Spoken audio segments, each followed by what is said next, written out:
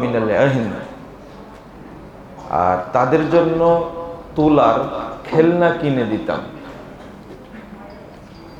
ফাইদা বাকা আহদুহুম আলা তাআম, বাচ্চারা যখন খেতে চাইতো, খাওয়ার জন্য কান্না করত, আতাইনাহু যাক, তখন আমরা এই খেলনাটা দিতাম। হাত্তা ইয়াকুনা ইনদাল ইফতার, খেলতে খেলতে সূর্য ডুবে যেত, ইফতারের সময় হয়ে যেত। তারা বাচ্চাদেরকে এইভাবে সিয়াম রাখাতেন। এই জন্যই সাহাবায়ে কেরামের সন্তানরা ইসলামকে সারা পৃথিবীতে পৌঁছে দিয়েছেন। আর আমাদের সন্তানরা মদখোর হয়, গাঁজাখোর হয়, হারামখোর হয়, ব্যবসায়ী হয়ে রমজান মাসে দাম বাড়ায় দেয়। এরা হলো আমাদের সূর্য সন্তান। রমজানকে 5 পয়সা মূল্য দেয় না, কারণ রমজান সে বুঝে না। একটা বিষয় মনে রাখবেন, 10 বছর পর থেকে নিয়ে আপনি সিয়াম না রেখে 20 বছর থেকে সিয়াম রাখছেন, 25 বছর থেকে সিয়াম রাখছেন। আপনারা কাজ করেন কিন্তু কথা বলবেন না। তো আপনার যেটা মনে হচ্ছে এখন যেটা মনে হচ্ছে, আমি তো সিয়াম শুরু করেছি 25 বছর বয়স থেকে, তাহলে আপনার বাকি আছে কয় বছর?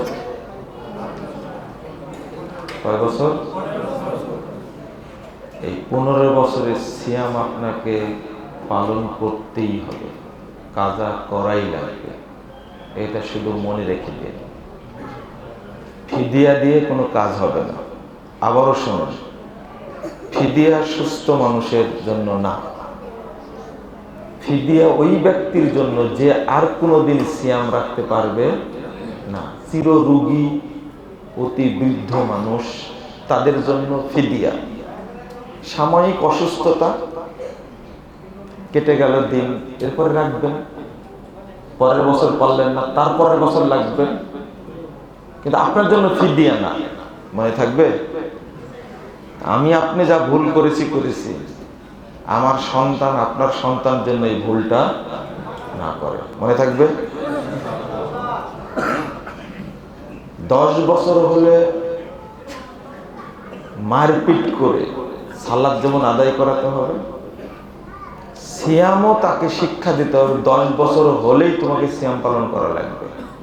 আমাদের বাপ মারা বলে যে শরীর শুকায় যাবে, সামনে পরীক্ষা আছে, পড়াশোনা হবে না। এই পড়াশোনা করেই তো বড় দুর্নীতিবাজ হচ্ছে, বড় হারামখোর হচ্ছে। মাকে বৃদ্ধাশ্রমে রাখছে, বাপকে বৃদ্ধাশ্রমে রাখছে, এই শয়তান তৈরি করার কারণে। আপনার ঠিক না বললেও ঠিক, কথা পরিষ্কার। তো এটা হলো সিয়াম। আর যে সিয়াম রাখে না, ওই ব্যক্তি জেনা করার চেয়েও বড় পাপ করলো। ইমাম যাহাবী রাহিমাহুল্লাহ বলছেন যে সিয়াম না রাখা মদ খাওয়ার চেয়েও বড় পাপ, জেনা করার চেয়েও বড় পাপ, আস্তাগফিরুল্লাহ, মানুষ হত্যা করার চেয়েও বড় পাপ সিয়াম না রাখা। 2, যে ব্যক্তি রমজান আসার পরেও সিয়াম রাখলো না, নিজের পাপগুলো ক্ষমা নিতে পারলো না, ওই ব্যক্তিকে আল্লাহ দুনিয়াতে অপদস্থ করবেন, পরকালেও অপদস্থ করবেন। এটা ফাইনাল। এই দায়িত্ব আল্লাহ নিয়েছেন। অপদস্থ করার দায়িত্ব কে নিয়েছেন? আল্লাহ নিয়েছেন। আমরা বলি না ইন্নাকা লা তুখলিফুল মিআদ, আল্লাহ ওয়াদা ভঙ্গ করেন না। আর রাসূল সাল্লাল্লাহু আলাইহি ওয়াসাল্লাম এই বদদুয়ার উপরে আমিন বলেছেন। এই আমিনটা কিন্তু সাহাবীর আমিন না, ফেরেশতারও না, পৃথিবীর শ্রেষ্ঠ নিয়ামত, শ্রেষ্ঠ মানুষ মুহাম্মদ রাসূলুল্লাহ সাল্লাল্লাহু আলাইহি ওয়াসাল্লাম 7256 নম্বর হাদিস, মুস্তাদরাক হাকিমের মধ্যে এসেছে। আল্লাহ রাসূল বলছেন যে আমি মেম্বারে ওঠার সময় জিবরিল আমিন আসলেন, মানে 3 সিঁড়িতে ওঠার সময় 3 বার আমিন বললেন। তো সাহাবীরা বুঝলেন না হঠাৎ এমনটা করলেন কেন।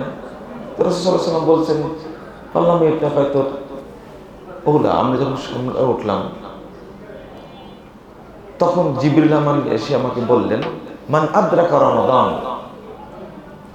মান আদরাকা রমাদান ওয়ালাম ইউগফার লাহু বুদা, যে ব্যক্তি রমাদান পেল পাপ ক্ষমা হলো না, পাপ ক্ষমা করা হলো না, তার ধ্বংস হোক, সে অপদস্থ হোক।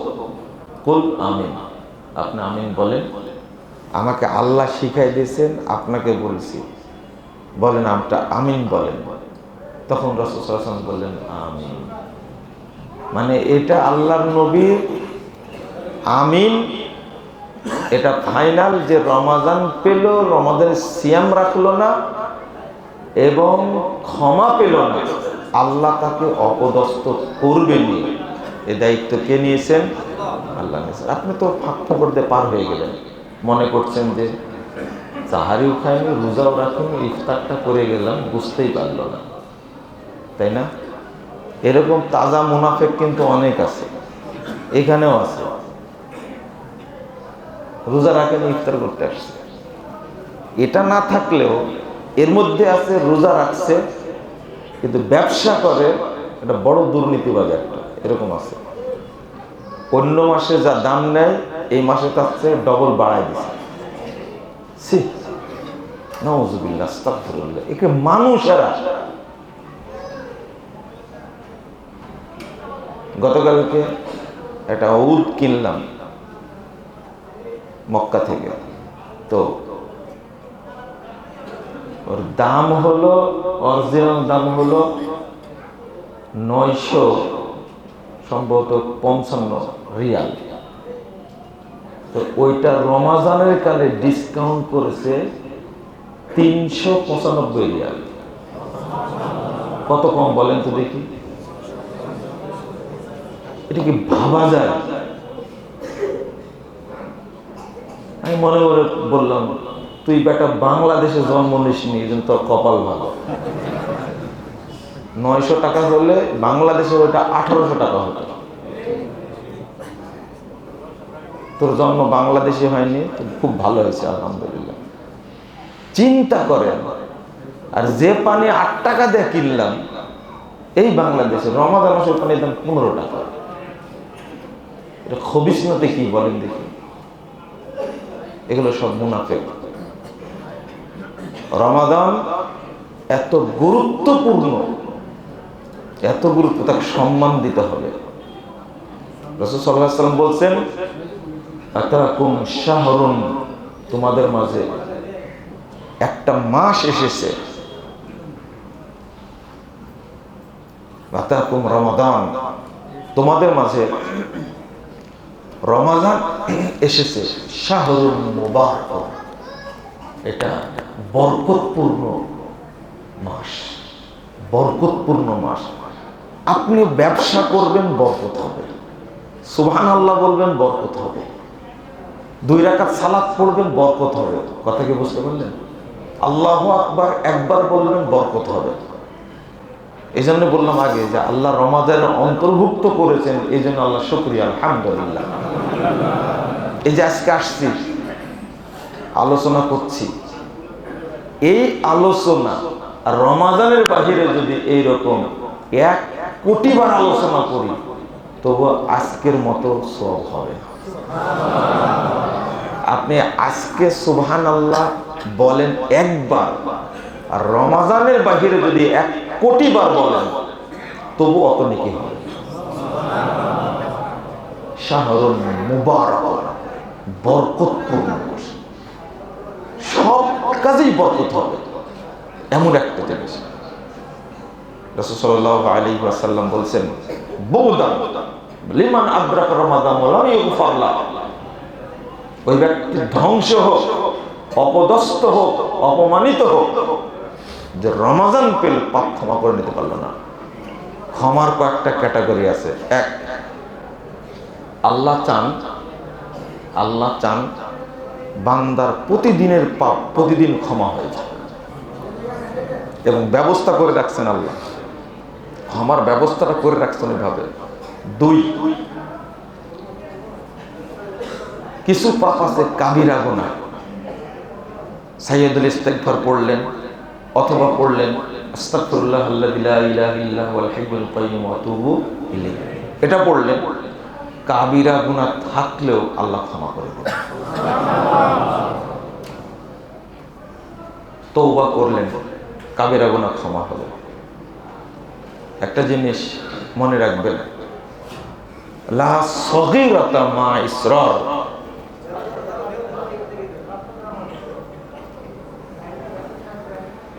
বারবার ছোট পাপ করলে ওইটা আর ছোট থাকে না, ওটা কি হয়ে যায়, বড় হয়ে যায়। তো বড় পাপ যখন আপনি করতে থাকেন, একটা পাপ যখন নিয়মিত করতে থাকেন, তখন আল্লাহ আপনার নামটা মুনাফিকের খাতায় অন্তর্ভুক্ত করে দেন।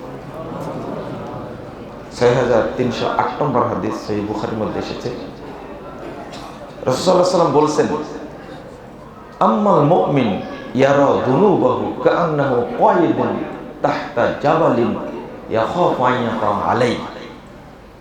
মুমিন ওই ব্যক্তি যে পাপকে ভয় করে, এইভাবে ভয় করে যে পাপটা আমার মাথার উপরে বিশাল পাহাড়ের মতো হয়ে গেছে, বিশাল পাহাড়, যে কোনো সময় পাহাড়টা আমার উপরে পড়ে যাবে আর আমি ধ্বংস হয়ে যাব। যে পাপকে ভয় করে সে হলো মুমিন। ওয়া আম্মাল ফাজির, আর মুনাফিক ওই ব্যক্তি, ইয়ারা যুনুবাহু কাযুবাবিল মাররা আলা আনফি, ও মনে করে আমার নাকের কাছ দিয়ে একটি মাছি উড়ে গেল। এই যে মাঝে মাঝে মাছি সামনে আসে না, এরকম করে দেন। যখনই এটা মনে করেন আপনি, তখন ধর এইভাবে বুঝাচ্ছেন, ইয়ারা যুনুবাহু কাযুবাবিল মাররা আলা আনফি, নাকের কাছ দিয়ে মাছি উড়ে গেল। ধর সুদ খাচ্ছে, হারাম খাচ্ছে, মিথ্যা কথা বলছে, জিনা করছে, এই পাপগুলোকে সে কিছু মনেই করে না, অনর্গল পাপ করছে। একটা পাপ 50 বছর যাবত করে করছে, 10 বছর যাবত করছে, 20 বছর যাবত করছে, বুঝতে হবে এ মুনাফিক। মনে থাকবে, যে একজন মানুষ পাপ করছে, হারাম কাজ করছে দীর্ঘ বছর যাবত, তখন নিজেই মনে করতে হবে আমি একটা মুনাফিক।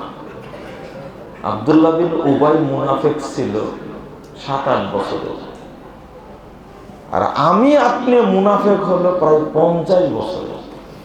তো বড় মুনাফিক কে?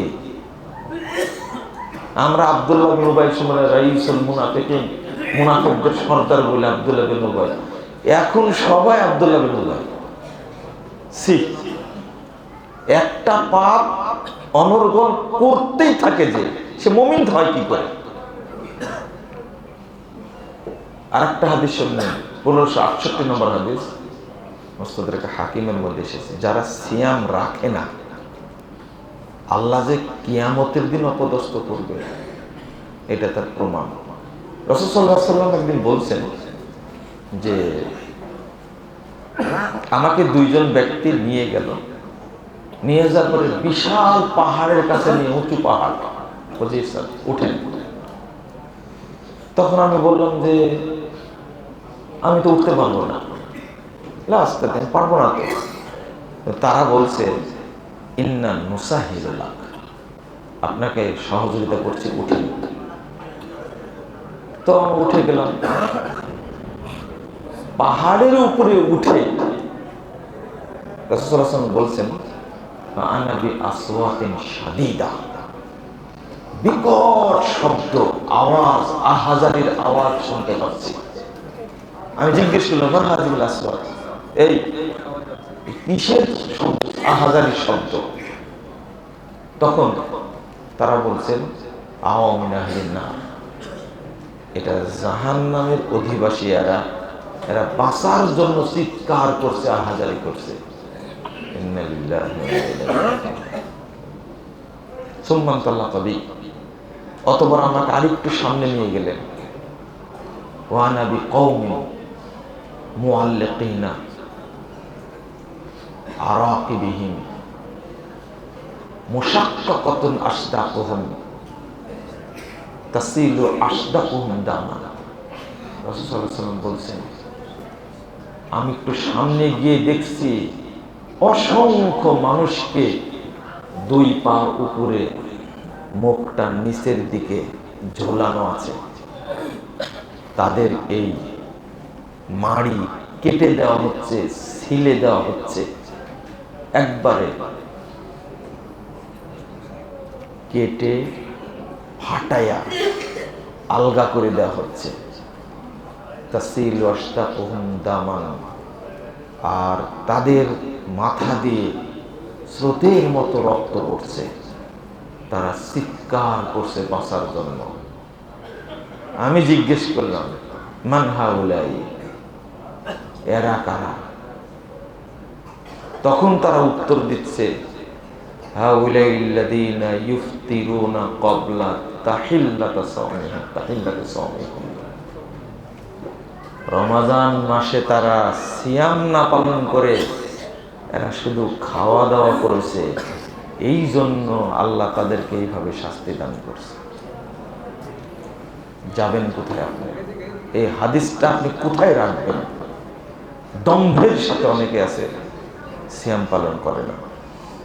বন্ধুরা আমার কথা সিয়ামের ব্যাপারে কথাটা এই জায়গায়, আপনাকে সিয়াম রাখতেই হবে, এটা ফরজ, সিয়াম রাখতেই হবে, বিকল্প কোনো পথ নেই।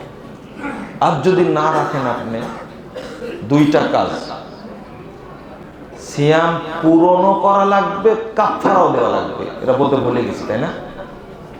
10 বছর করেননি তো, 10 বছরের কাফারাও দেওয়া লাগবে, আবার কি করতে হবে? সিয়ামও রাখতে হবে। মানে আগে সিয়াম রাখবেন, তারপরে কাফারা দিবেন, এরপরে আল্লাহকে বলবেন, আল্লাহ তুমি মাফ করো, আমি সিয়ামগুলো কাজা করেছি, করতে পারেন, তুমি আমাকে মাফ করে দাও। কথা মনে থাকবে আপনাদের? ইনশাআল্লাহ। সন্তানদেরকে আর ধোঁকা দিবেন না। আচ্ছা, আপনারা খাবারটা দিয়ে দেন তাড়াতাড়ি, তারপরে আলোচনা করি। না না না না, এটা চলবে না। দেন, দিয়ে দেন, সমস্যা নেই।